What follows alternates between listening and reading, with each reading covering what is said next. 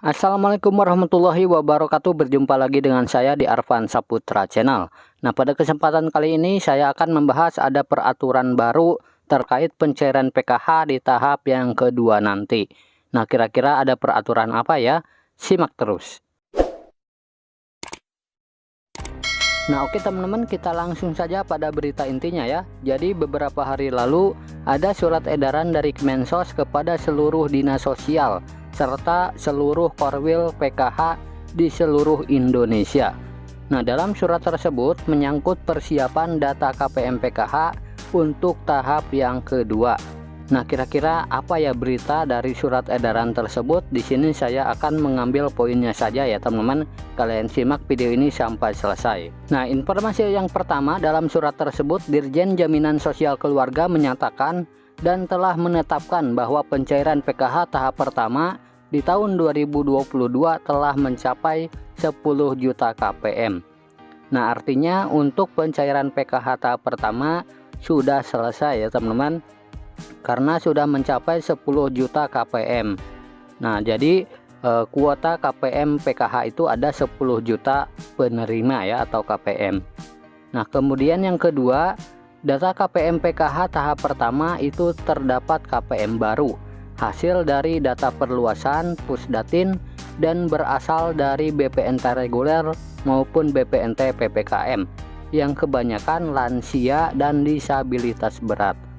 Nah, jadi untuk para KPM BPNT PPKM yang termasuk kategori lansia, coba dicek ATM kartu KKS-nya ya. Nah, karena siapa tahu ada saldo yang masuk. Nah, jika ada saldo masuk, itu kemungkinan kalian masuk ke dalam PKH ya, penerima PKH di tahun 2022 ini. Nah, kemudian informasi yang ketiga di dalam surat tersebut adalah diharapkan para operator desa segera melakukan pemutakhiran data terkait KPM yang sudah mampu. Nah, supaya bisa segera tercatat sebagai KPM yang tidak layak lagi dapat bantuan sosial lewat sistem 6NG. Nah, jadi untuk para operator desa ini khususnya yang menangani DTKS segera mengupdate ya atau memutakhirkan data terkait KPM yang sudah mampu supaya tidak tercatat lagi sebagai penerima bantuan sosial. Nah, kemudian yang keempat, pendamping ataupun KPM diharapkan segera koordinasi khususnya komponen anak sekolah yang tidak cair agar supaya si anak bisa mendapatkan fasilitas pendidikan dengan terdaftar di dalam Dapodik. Jadi para KPM yang merasa anak sekolahnya tidak cair tahap pertama kemarin, segera ke sekolah untuk mengecek data siswanya ya teman-teman, padan atau tidak di Dapodik, dan laporkan ke pendamping PKH masing-masing.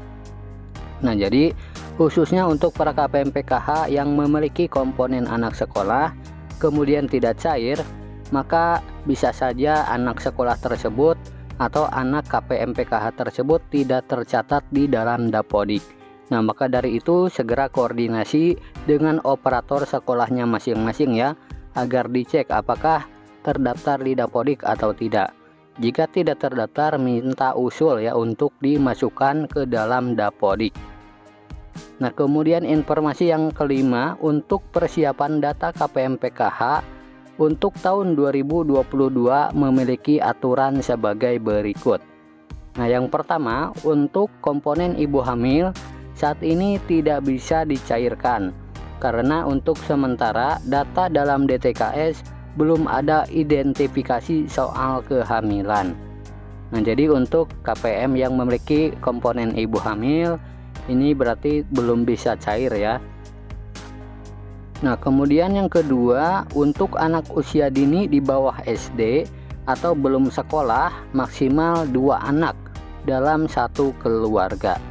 Nah, jadi untuk yang anak balita ini komponen anak balita maksimalnya 2 anak ya teman-teman yang bisa masuk ke dalam mendapatkan PKH. Kemudian yang ketiga, untuk anak sekolah SD, SMP, dan SMA maksimal hanya 4 orang dalam satu keluarga. Nah, jadi misalkan dalam satu keluarga ada 5 orang anak sekolah. Nah, kemudian yang hanya masuk dalam PKH itu tetap yang mendapatkan hanya 4 orang saja ya teman-teman. Jadi tidak semua masuk ke dalam mendapatkan PKH. Kemudian yang keempat, untuk lansia minimal usianya 60 tahun ke atas, maksimal 1 orang ya dalam satu keluarga. Dan yang terakhir, untuk disabilitas berat maksimal 1 orang dalam satu keluarga. Nah, jadi untuk yang memiliki 2 orang disabilitas berat, maka hanya 1 saja yang bisa masuk mendapatkan PKH. Nah, jadi itu ya teman-teman, peraturan PKH tahap kedua di tahun 2022 ini. Nah, semoga video ini bermanfaat. Sampai jumpa di video selanjutnya. Wassalamualaikum warahmatullahi wabarakatuh.